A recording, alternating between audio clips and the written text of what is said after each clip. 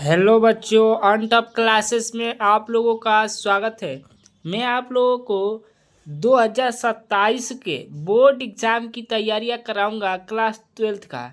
और ये first video होने वाली है जो कि मैं आप लोग को फिजिक्स का चैप्टर पढ़ाऊंगा। और ये फर्स्ट चैप्टर है जिसका नाम है वैद्युत आवेश एवं क्षेत्र।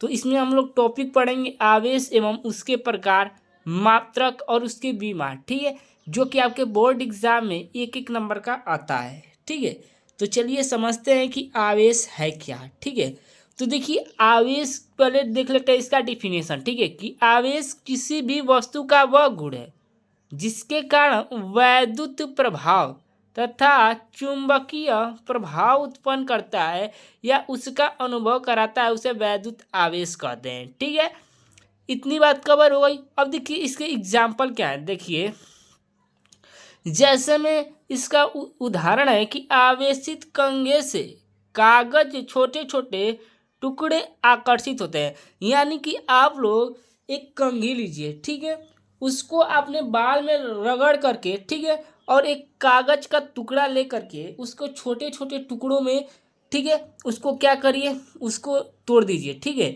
और अगर जो कंघा है ना उसको अपने बालों में लगड़िए। ठीक है, जिसमें क्या होता है, इलेक्ट्रॉन उस पर आ जाते हैं। ठीक है, और इस पर क्या होता है, जो का इस पर प्रोटॉन होगा। ठीक है, इसलिए एक दूसरे को क्या करेंगे, ये आकर्षित करेंगे या प्रतिकर्षित करेंगे। ठीक है, किस कारण, क्योंकि उस पर क्या होता है, आवेश है। ठीक है, जैसे में ही आप लोग समझ जाइए कि यहाँ पर मान लीजिए एक प्लस चार्ज होता है, ठीक है, और एक माइनस चार्ज होता है, तो ये एक दूसरे को क्या करते हैं, आकर्षित करते हैं। ठीक है, अगर मान लीजिए यही अगर एक माइनस चार्ज होता है, दूसरा भी माइनस चार्ज होता है, ठीक है, तो ये एक दूसरे को क्या करेंगे, प्रतिकर्षित करेंगे। ठीक है, यानी कि अगर आवेश समान है तो क्या करेंगे, यानी कि दो वस्तुओं पर जो आवेश है अगर समान है तो वो एक दूसरे को क्या करेंगे, प्रतिकर्षित करेंगे।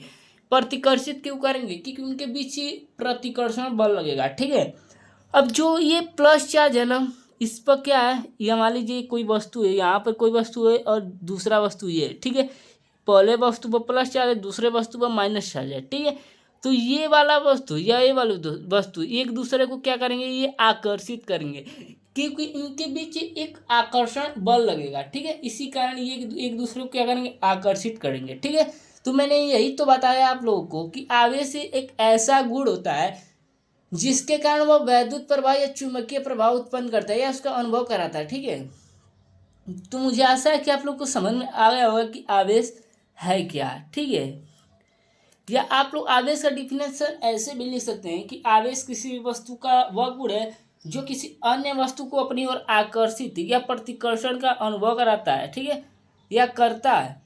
ठीक है, तो उसको हम आवेश कर देते हैं। ठीक है, मुझे आशा है कि आप लोग को समझ में आ गया होगा कि आवेश है क्या। तो देखिए मैं आप लोग को आवेश के प्रकार बताता हूँ। ठीक है, तो देखिए आवेश दो प्रकार के होते हैं। ठीक है, एक होता है धनात्मक आवेश, ठीक है, और दूसरा होता है ऋणात्मक आवेश। ठीक है, तो देखिए धनात्मक आवेश किसके पास होता है, तो धनात्मक आवेश प्रोटॉन के पास होता है। ठीक है, किसके पास होता है, प्रोटॉन के पास। ठीक है, और जो ऋणात्मक आवेश होता है ना, ये इलेक्ट्रॉन के पास होता है, इलेक्ट्रॉन के पास। ठीक है, इलेक्ट्रॉन के पास होता है। ठीक है, अब देखिए अगर धनात्मक आवेश है, ठीक है, मान लीजिए मैं कोई तत्व ले रहा हूँ, ऐसे मैं आप लोग को समझा दूँ। जैसे मैंने यहाँ 11 सोडियम ले लिया। ठीक है, 11 क्या ले लिया, सोडियम ले लिया। ठीक है, और यहाँ पर मैंने एक 17 क्लोरीन ले लिया। ठीक है, एक एक चीज़ को मैं आप लोगों को पूरे बारीकी के साथ बताऊंगा। ठीक है, ये क्लास 12th की पहली वीडियो होने वाली है। ठीक है, तो देखिए यहाँ पर क्या है, सोडियम है जिसका परमाणु क्रमांक 11 है। ये क्या है, क्लोरीन है जिसका परमाणु क्रमांक 17 है। ठीक है, जब इसका हम इलेक्ट्रॉनिक विन्यास निकालेंगे तो 2 8 और 1 हो जाएगा। ठीक है, 2 8 1 हो जाएगा। ठीक है, अब ये क्लोरीन है। ठीक है, क्लोरीन है, तो जब इसका हम इलेक्ट्रॉनिक विन्यास निकालेंगे तो क्या हो जाएगा, 2 8 और 7 हो जाएगा। ठीक है, अब देखिए आप लोग, ये जो सोडियम है ना, सोडियम ये अपना अष्टक पूरा करने के लिए, ठीक है, ये चाहता है कि मुझे कहीं से क्या मिल जाए, 7 इलेक्ट्रॉन मिल जाए। ठीक है, अब क्लोरीन चाहता है कि मुझे कोई एक इलेक्ट्रॉन दे दे, ठीक है, ताकि मेरा अष्टक पूरा हो जाए। और मेरे बारी कक्षा में अगर 8 इलेक्ट्रॉन पूरा हो जाता है तो मेरा अष्टक पूरा हो जाता है, ठीक है। ऐसा ये क्लोरीन सोचता है, ठीक है। तो देखिए जो क्लोरीन है ना और सोडियम के बीच एक समझौता होता है कि क्लोरीन बोलता है कि तुम अपना एक इलेक्ट्रॉन मुझे दे दो, ठीक है। यानी कि क्लोरीन बोलता है कि तुम मुझे अपना इलेक्ट्रॉन दे दो, तुम्हारा भी अष्टक पूरा हो जाएगा और मेरा भी क्या हो जाएगा, अष्टक भी पूरा हो जाएगा, ठीक है। तो मान लीजिए सोडियम ने अपना एक इलेक्ट्रॉन इसको दे दिया है, ठीक है। तो इस पर क्या हो गई, इस पर इसके पास कितना इलेक्ट्रॉन था, सोडियम के पास 11 इलेक्ट्रॉन, ठीक है। यानी इसके पास 11 इलेक्ट्रॉन था, ठीक है। यानी कि आप लोग जानते हो कि जेड बराबर पी बराबर ई होता है, ठीक है। तो परमाणु क्रमांक जितना रहेगा उतना ही प्रोटॉन की संख्या रहेगी, उतना ही इलेक्ट्रॉन की संख्या हो जाएगी, ठीक है। तो सोडियम के पास कितने इलेक्ट्रॉन है, 11 इलेक्ट्रॉन है, ठीक है। तो 11 इलेक्ट्रॉन, जब इसने एक इलेक्ट्रॉन दे दिया तो इसके पास 10 इलेक्ट्रॉन बच गए, ठीक है। अब जो क्लोरीन है, क्लोरीन इसके पास कुछ 17 इलेक्ट्रॉन है, ठीक है। इसने अपना एक इलेक्ट्रॉन सोडियम से ले लिया, ठीक है। सोडियम से क्या ले लिया, एक इलेक्ट्रॉन, ठीक है। अगर इसने एक इलेक्ट्रॉन ग्रहण कर लिया तो इसके पास कुल मिला के 18 इलेक्ट्रॉन हो गए, ठीक है। यानी इस पर इलेक्ट्रॉन अधिक हो गए, इस पर क्या हो गए, इलेक्ट्रॉन कम हो गए, ठीक है। तो इस पर क्या होगी, इलेक्ट्रॉनों की कमी हो गई, इस पर क्या होगी, इलेक्ट्रॉनों की अधिकता होगी, ठीक है।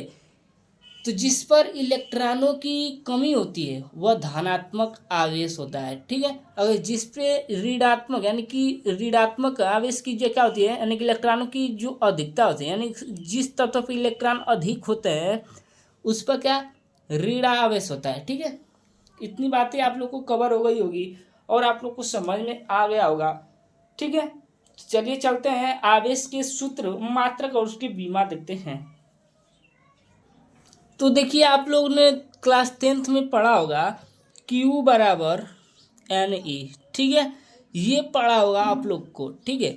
अब ये फॉर्मूला आया कैसे मैं आप लोग को बताऊंगा, ठीक है। ये एक फॉर्मूला होता है, ये आप लोगों ने एक और फॉर्मूला पढ़ा होगा कि I बराबर Q/T, ठीक है। ऐसे आप लोगों ने ये वाला फॉर्मूला पढ़ा हुआ है, ठीक है। अगर इसको यहाँ पर लेकर जाते हैं तो Q बराबर IT ऐसे लिख सकते हैं, ठीक है। तो एक आवेश का सूत्र ये बनता है और एक आवेश का सूत्र ये बनता है, ठीक है। अब देखिए इसका तो ये तो हो गया सूत्र। अब इसका मात्रक का बात करें, मात्रक तो आप लोग जानते होंगे कि इसका मात्रक क्या होता है, कूलाम होता है। आवेश का मात्रक क्या होता है, कूलाम, ठीक है। अब देखिए यहाँ पर एक और मात्रक मैं आप लोग को लिख करके दिखाता हूँ, ठीक है। देखिए ये क्या है, आई है, आई फॉर धारा, ठीक है। और धारा का जो मात्रक है ना ये एम्पियर होता है, ठीक है। तो यहाँ पर देखिए एम्पियर, एम्पियर, ठीक है। और ये क्या है, टी समय, तो समय का मात्रक क्या होता है, सेकेंड, ठीक है। तो एम्पियर सेकेंड, ठीक है। यानी कि आवेश का एक और मात्रक क्या निकल के आता है, एम्पियर सेकेंड, ठीक है। और पहला क्या है, कूलाम, ठीक है। इतनी बातें आप लोग को कवर हो गई होगी, ठीक है। अब मैं आप लोग को इसका बीमा लिख करके दिखाता हूँ, बीमा। तो देखिए इस सूत्र को लिख लीजिए, Q बराबर IT, ठीक है। तो Q बराबर देखिए मैंने अभी बताया ना कि धारा का मात्रक क्या होता है, एम्पियर, एम्पियर, ठीक है। अब देखिए टी फॉर समय, समय का मात्रक सेकंड, ठीक है। अब देखिए Q बराबर यहाँ पर क्या लिख सकते हैं, Q बराबर एम्पियर को हम ए से ऐसे लिख सकते हैं, तो ऐसे लिख दीजिए, ठीक है। अब देखिए सेकंड को हम क्या टी से ऐसे लिख देते हैं, ठीक है। अब देखिए आगे आप लोगों ने क्लास 11th में पढ़ा होगा, ठीक है। Q बराबर देखिए अब इसका क्या बीमा हो जाएगा, AT हो जाएगा, ठीक है। तो आवेश का बीमा क्या हो जाएगा, AT, ठीक है। अगर आप लोगों को बीमा लिखना नहीं आता है तो कमेंट कीजिए, मैं आप लोग को बीमा भी लिखना बताऊंगा। तो बच्चों कैसी लगी वीडियो, अगर वीडियो पसंद आई हो तो चैनल को अभी जाकर सब्सक्राइब कर लो। तो मिलते हैं अगले वीडियो में, तब तक के लिए धन्यवाद।